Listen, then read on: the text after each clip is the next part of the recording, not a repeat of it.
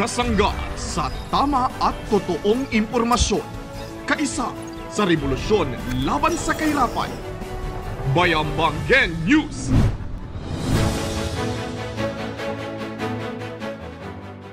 Magandang Monday morning, Bayambang. Ako si Mike Dominic P. Gragasin. At ako naman po si Vanessa Joy Justo. Kami po ay mula sa Rural Health Unit 1. Narito ang buong pwersa ng LGU Bayambang. Maghahatid sa inyo ng mas pinalakas at mas pinalawak, Maiinit at napapanahong balita.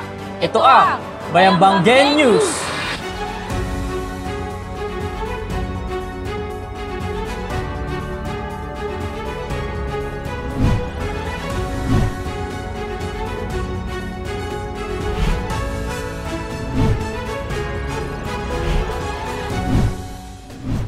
PRDP nag-conduct ng pre-validation. Noong December 5 hanggang 7, muling bumisita ang Philippine Rural Development Project Team kaugnay ng mga kinakailangang gawin para sa Phase 2 ng Pantol to San Gabriel 2nd Farm to Market Road with Bridges Project. Kasama ang LGU, kanilang binaybay ang mismong lugar ng pagtatayuan ng daan at saka sila ay nagdaos ng isang exit conference kung saan inilahad ang mga susunod na hakbang ng magkabilang panig. 10 collapsible dryers tinanggap ng District 4 farmers. Noong December 7, tumanggap ng 10 collapsible dryers mula sa Pangasinan Research and Experiment Center sa bayan ng Santa Barbara and Farming Cluster ng District 4 sa Bayambang. Ang mga ito ay kanilang magagamit para sa pagbilad ng inaning palay sa halip na magbilad sa daan. Mga anak ng 4-piece members sumalang sa Youth Development Session. Isang youth development session ang inorganisa ng DSWD para sa mga anak ng mga benepisyaryo ng Pantawid Pamilya Program sa Bayambang noong December 8 sa Event Center. Naging resource speaker ang LYDO, SK Federation at DSWD Municipal Links. 5 SLPA tumanggap ng Startup Fund. Tinanggap ng isa na namang batch ng Sustainable Livelihood Program Association ang kanilang Startup Fund mula sa DSWD noong December 11. 2 SLPA ang mula Barangay Apalon at tig-isa naman mula sa Pantol, Paragos at San Gabriel 2nd. Sila ay nakatanggap ng mula 180,000 pesos hanggang 450,000 pesos depende sa napiling livelihood project. Mga TODA, sumabak sa Road Safety Seminar.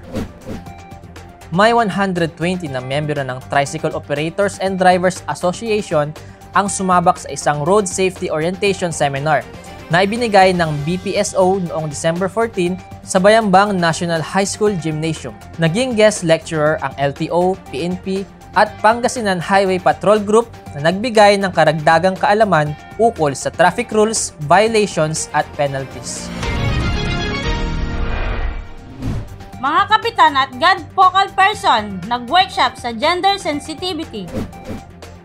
Ang mga punong barangay at kanilang God focal person ay sumabak sa isang planning workshop para sa isang gender-responsive barangay noong December 11 hanggang 12 sa Pavilion 1 ng Prayer Park. Sa workshop ay pinalalim ng MSWDO ang pangunawa ng lahat ng mga patakaran at plano para sa isang pantay-pantay na pagsulong sa karapatan ng bawat miyembro ng komunidad, mapalalaki man o babae.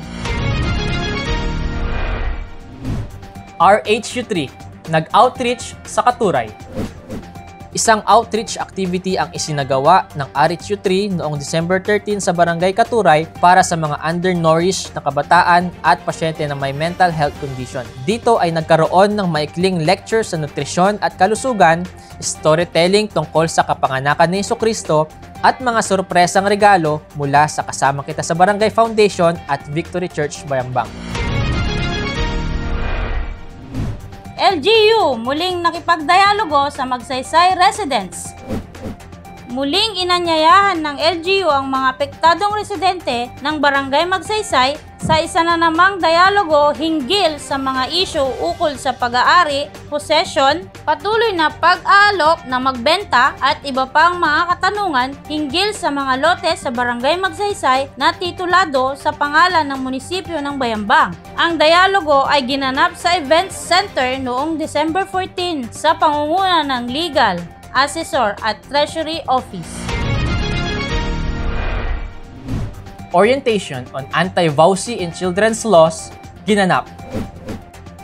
Nagsagawa ng isang Orientation on Anti-Violence Against Women and Children's Laws ang MSWDO noong December 14 sa Pavilion 1 ng Prayer Park. Layunin nito na mapalakas ang kaalaman at kakayahan ng lahat ng miyembro ng Local Council for the Protection of Children at local committees on anti-trafficking and vowsy sa kani-kanilang tungkulin. Ito ay ang pagtibayin ang implementasyon ng batas laban sa mga kaso ng human trafficking at karahasan laban sa mga kababaihan at kabataan.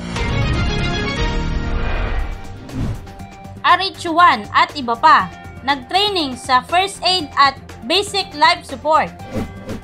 Sumailalim ang RH1, ICT at legal office staff sa isang standard first aid at basic life support training seminar sa tulong ng Philippine Red Cross noong December 6 to 7 sa RH1 Conference Room at December 8 to 10 sa Subic, Zambales. Sa training na ito, nadagdagan ang kaalaman ng mga naturang personnel para sa mas epektibo at mas mabilis na pagresponde sa panahon ng emergency. SK Federation President, Delegado sa National Youth Convention 2023.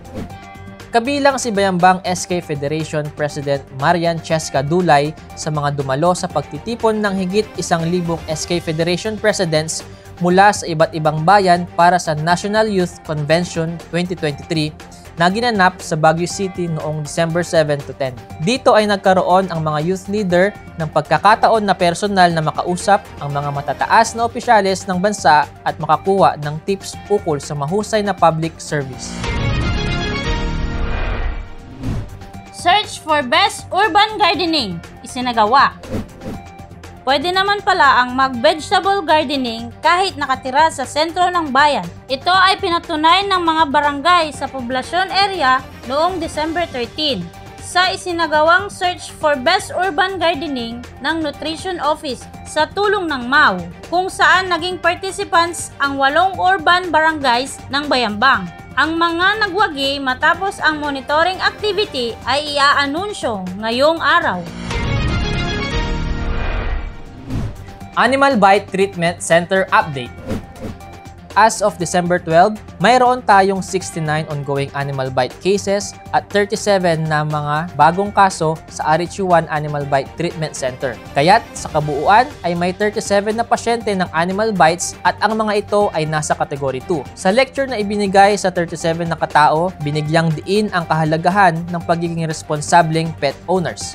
Paalala lang po sa publiko na huwag nating gawing laruan ang alagang aso o pusa. 25 trainees nagsipagtapos sa ICS 4. Ang MDRRMO ay nag-organisa ng 5 araw na training na All Hazards Incident Management Team o mas kilala bilang Incident Command System 4 sa Lenox Hotel, Dagupan City. May 25 trainees ang matagumpay na nagsipagtapos out of 32 candidates na nakakumpleto ng ICS Ladderized Training Courses. Mga media entities, patuloy ang pag-feature sa Bayambang. Padami ng padami ang mga media entities mula sa national at regional level ang nagko-cover sa kakaibang atraksyon ng Paskuhan sa Bayambang 2023. Matapos itong ma-feature ng GMA News, ABS-CBN, Rappler, Manila Bulletin at iba pa, dumating naman noong December 13 ang Philippine Daily Inquirer at ilang cast and crew ng Dapat Alam Mo TV show ng GMA. It's trivia time! Alam ba ninyo na bago magkaroon ng Rural Health Unit 1, ay meron tayong tinatawag na Puericulture Center? Ito ay dating nakatayo sa may PNP station katabi ng RH1 at ito ay pinangangasiwaan ng isang pribadong organisasyon sa ilalim ni Dr. Santos. Ang lumang annex building ng munisipyo naman ay dating kinatatayuan ng Bayambang Emergency Hospital na nagbukas noong July 16, 1980 sa panunungkulan ni Mayor Jaime Junio. Si Dr. Ernesto Mataban ang unang direktor at si Dr. Nicolas Miguel naman ang unang resident physician. Ang ospital ay inilipat sa Barangay Bicol Norte noong July 1, 1985 at naging Bayambang District Hospital. Ang RHU1 naman ay unang pinamunuan ni Dr. Amado Layog at siya ay sinundan ni Dr. Nestor Pascual bago pamunuan ni Dr. Paz Vallo noong 1993 matapos itong lumipat mula sa RHU2. Sa ngayon, tayo ay may 6 na RHU kung saan ang bawat bayambanggenyo ay makakatanggap ng mga libreng serbisyo gaya ng panganganak, check-up, gamot, iba't ibang bakuna at marami pang iba. Mga kabalayan, 7 days na lang before Christmas. Merry Christmas! At yan po ang mga balitang nakatutok sa iba't ibang programa at proyekto ng LGU Bayambang. Mga balitang may tatak Total Quality Service. Muli, kami po ang inyong lingkod, Mike Dominic P. Gragasin At Vanessa Joy Justo ng Rural Health Unit 1. Ito ang Bayambanggen News!